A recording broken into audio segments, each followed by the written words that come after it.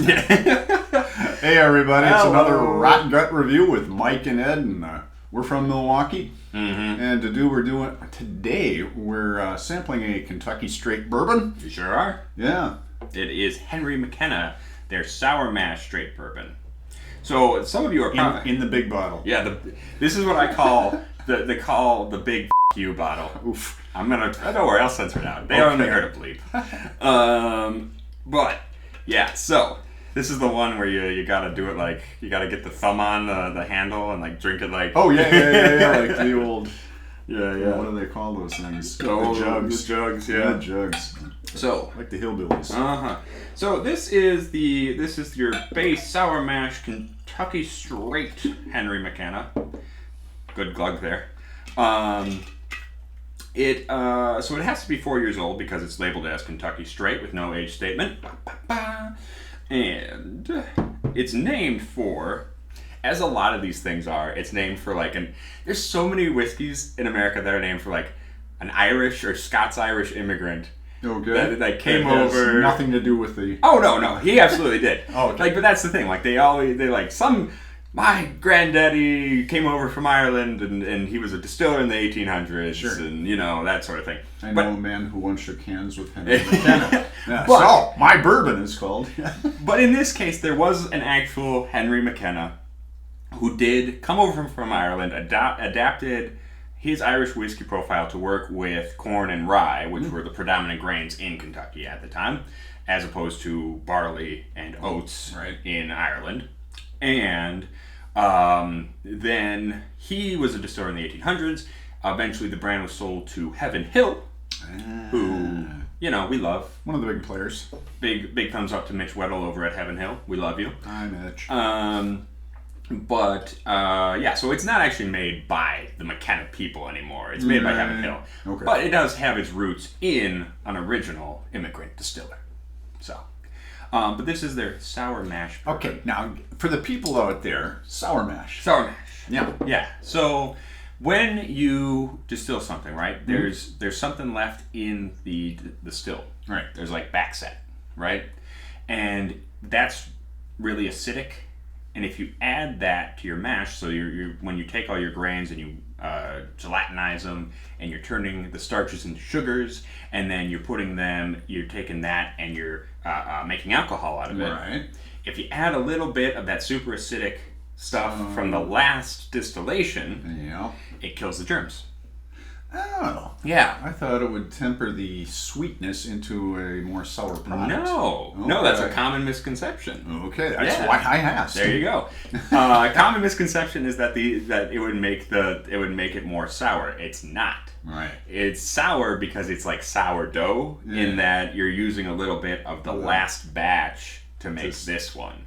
Okay. Well, that's interesting. So there are people who are doing like a sweet mash.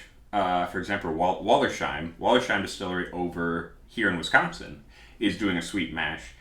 The trick with that is, though, you have to have a relatively clean, higher acidity water source in the first place to make sure that there's no germs forming in your mash when you're fermenting it. Got it. Because otherwise they're going to get all nasty and smelly and stinky.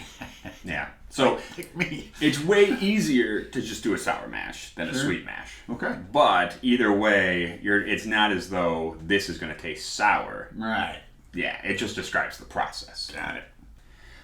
So this is 75% corn, 13 rye, 12% malted barley. So pretty standard Heaven Hill mash bill. Okay. Yeah. Time to sniff. Let's do it. Oh, and it's 40%, if I didn't already say that. Okay. Yeah. What do you think, Pop?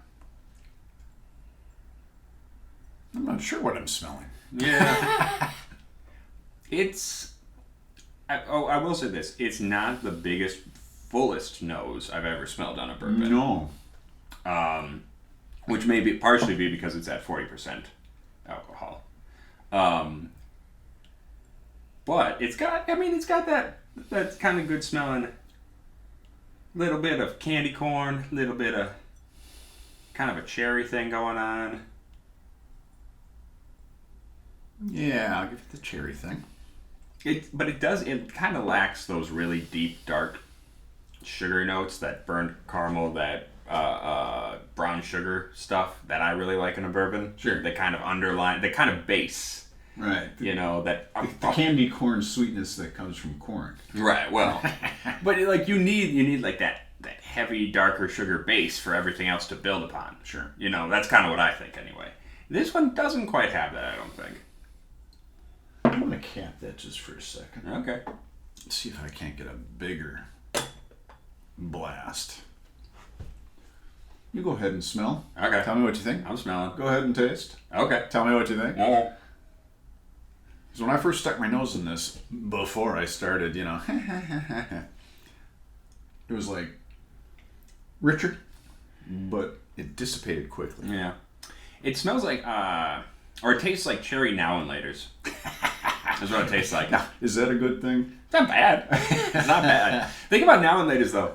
At least, I don't know if they changed the recipe because I had a now and later recently, and I remember them being a lot more hard and plasticky as a kid. Yeah. And I don't know if they changed that. And now They seem softer. okay. I don't know if they changed that or not. But this one, yeah, it tastes like that kind of fakey cherry of a now and later.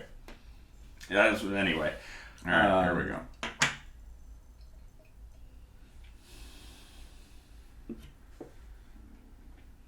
I get a little wood. Oh no, there certainly is wood. There's like a charred oak. Yeah, charred oak. That's the thing. I feel like And I think that's what I picked up first. yeah. I think with all bourbons, I feel like you're always going to get some amount of tannic, charred funkiness. It's not funkiness. It's that kind of like sour, sweet and sour taste of oak. Yeah. Yeah. Yeah. All right, now my first sip, I thought this was a little thin on the bourbon taste. Yeah. Yeah. I think it's a little thin, yeah. It's not offensive though. It's good taste. They don't have that underlying intensity. The muscularity. The deep flavors. Yeah. My question, what did this cost us? Him. Well, it was sitting around, I think, 28 for the handle. Yeah. Yeah. Okay. So for 28 for a handle is a pretty dang good price. Right. Especially compared to a lot of the lower end bourbons. A lot of the swill we've drunk A lot of low end. before. So you don't really get like a really big diesel note off of this. No. You don't get. It's not offensive. It doesn't smell like socks. You know, it's pretty solid. It's just not as full and rich as it could be. So. Agreed. And until next time, Okay. make sure you hit those buttons down there. All the buttons. Whichever buttons there are, just start hitting them. And stay rotten. Yeah. Yeah.